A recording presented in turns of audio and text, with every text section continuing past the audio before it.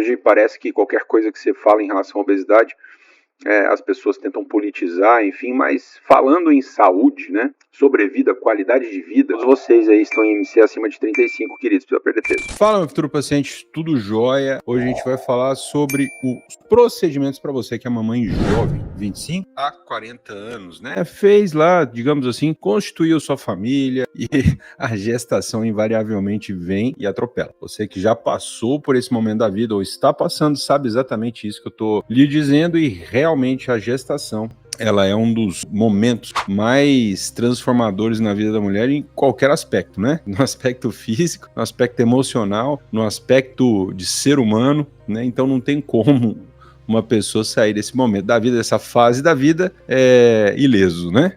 Digamos assim. Então vamos falar um pouco sobre os procedimentos envolvidos, né, nessa fase, mamães jovens. Vamos falar um pouco das transformações corporais.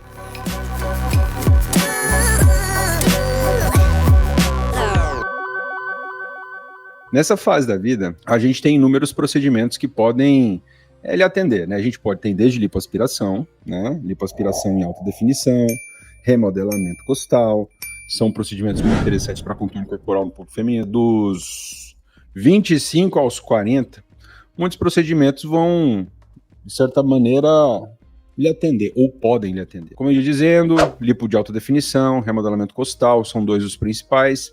Se você não tem flacidez de pele, né? Digamos assim, os 35 menos, né? 30 menos, paciente que ainda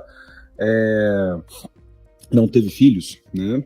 Passou a gestação, 35 mais, 30 mais, já começa a vir mais flacidez de pele.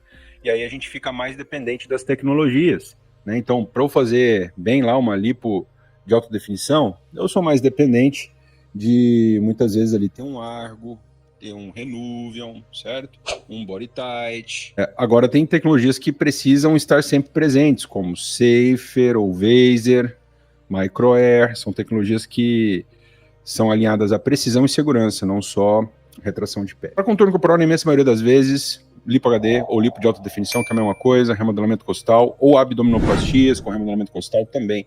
São procedimentos muito comuns nessa fase. Para as pacientes que já passaram por gestação, as abdominoplastias costumam estar mais presentes. Para quem não sabe do que eu estou falando, a abdominoplastia é aquela que tem o corte maior. A lipoaspiração, como lipo HD, são cortezinhos de 1 centímetro e basicamente sem cicatriz visível. Tá? Por isso que é importante a gente identificar se o paciente tem flacidez de pele ou se o paciente não tem. Outros procedimentos que vão estar muito envolvidos nessa fase da vida são os procedimentos mamários. Aí a gente tem mastopexia, prótese de mama com recuperação em 24 horas, são os dois mais comuns. Passou por a gestação, a mastopexia é mais provável. Antes da gestação, mastopexia e prótese de mama com recuperação em 24 horas são muito frequentes, os dois, né? Tem pacientes jovens que têm já uma mama com uma certa queda, uma certa flacidez. Eu tenho mama tuberosa, então assim, quando eu comecei a ficar mocinha, tinha minhas amigas, minhas primas, e aí eu comecei a perceber que o meu seio, ele tinha alguma coisa um pouco diferente do que todas as meninas que eu conhecia. E aí quando surgiu a oportunidade de fazer a cirurgia, eu não pensei 2 vezes, eu vim e fiz. Eu não imaginava que eu teria que fazer a mastopexia,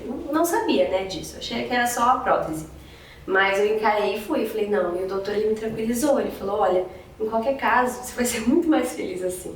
E realmente, pô, não tem como pesar na balança o antes e depois. Eu, sem pensar, ficaria com o resultado de agora. Doutor, quando que você escolhe ou opta por fazer mastopexia ou a prótese de mama com recuperação em 24 horas? Vamos lá. Uma boa referência para vocês aí é, olhando de frente para o espelho, você vai ver mais ou menos a altura do bico do seio. Você vai traçar uma linha, ou você pega uma fita métrica. Desde esse, tá vendo esse ossinho aqui, ó? Tá vendo esse ossinho aqui?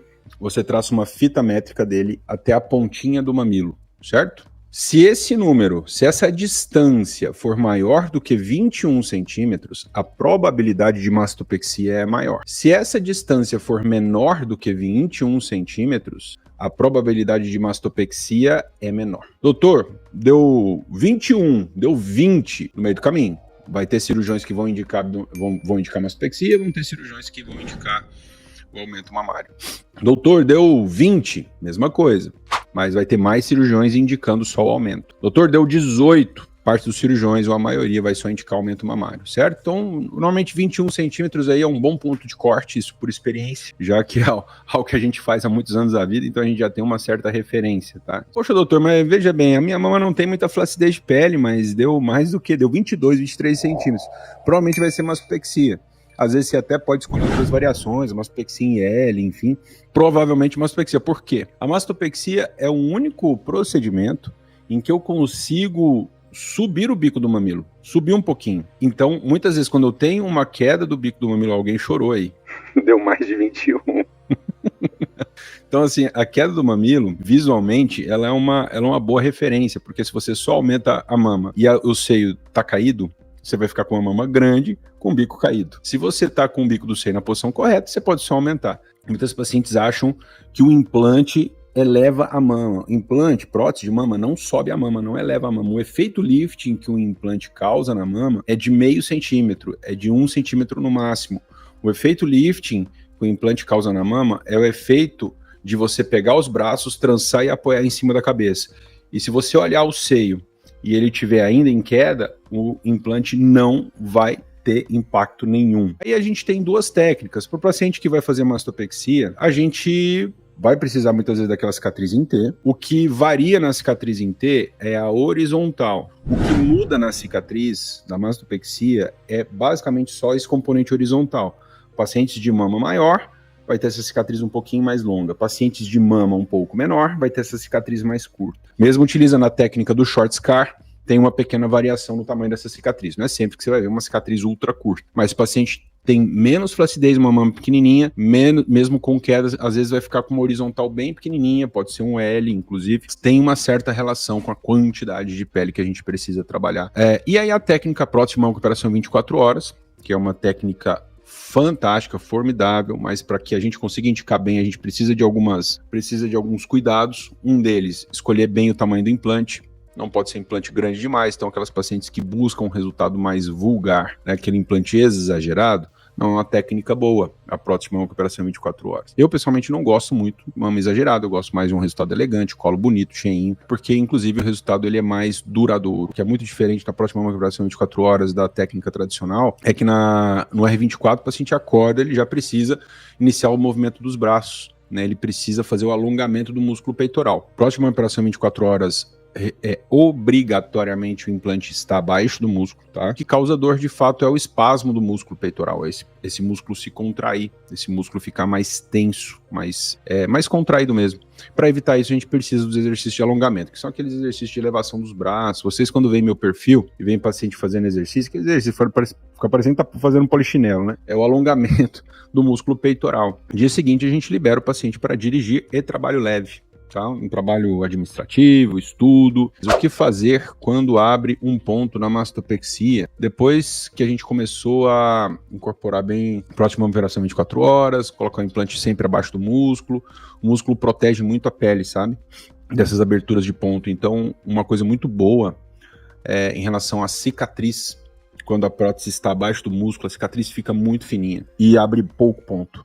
Agora, se você aí tem uma aberturinha de ponto, o principal é seguir as orientações do seu cirurgião, não ficar futucando demais, um bom curativo vai resolver na imensa maioria das vezes. Preciso perder peso para efetuar a lipo-HD? Para eu te dar uma resposta como essa de maneira precisa, o ideal é pelo menos fazer a pré-consulta, né? Daí visualmente eu tenho um pouco mais de clareza na resposta. Mas se você está fazendo essa pergunta, provavelmente você já tem consciência de estar um pouco acima do peso. Mas a gente o ideal é a gente examinar, porque o paciente às vezes até um pouco cheinho, dependendo da expectativa e se ele já está, digamos assim, se cuidando, às vezes a gente já consegue indicar. Não é exatamente o foco aqui, mas é uma coisa que eu sempre comento quando o paciente tem que perder peso. Por que existe, né? Essas técnicas aí de redução do estômago, né? São técnicas mutiladoras, né?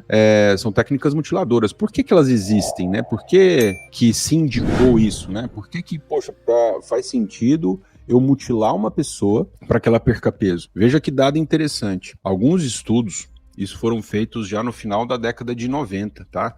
Alguns estudos acompanharam pacientes que tinham IMC acima de 35 e compararam esses pacientes com pessoas que estavam na fila de transplante de fígado.